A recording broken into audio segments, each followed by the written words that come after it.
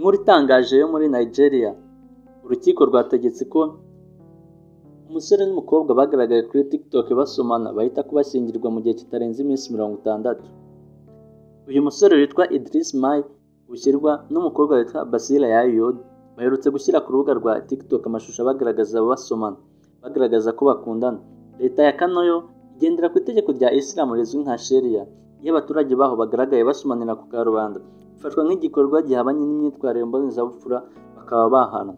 Rero bo igihano bahawe ni uko bagomba guhita kubashyingirwa mu gihe kitarenze amasaha bagomba guhita kubashyingirwa mu gihe kitarenze iminsi 60, kubera ko Idris na Basira bakoze iki gikorwa ari ingaragu kandi bakaba bakuze.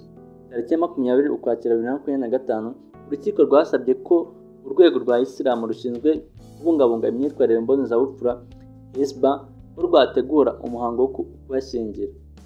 Umuvugizi w'urwego rw'ubucamanza muri Kano Jibo Ibrahim yabisobanuriye ibiro ntaramakuru AFP ati urukiko rwategetse ko bashakana nk'umugabo n'umugore kuko bagaragarije kuri TikTok ko bakundana.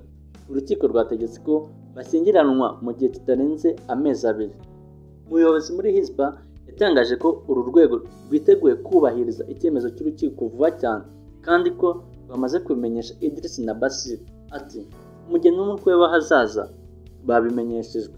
Hisba isobanuye ko ababyeyi ba Idris na Basir nabo bagomba kumenyeshwa icyemezo cy'urukiko kugira ngo bafatanye n'abana babo gutegura ubukwe. Ukubona usomana gutya ugahita gukora ubukwe, ega ubwo se icyo gihano bahora bagitanga abantu bose bajya bakibona. Ndume. Please subscribe for more updates for this YouTube channel. This is Kigali Vines, your home of entertainment and trending news. Thank you so much.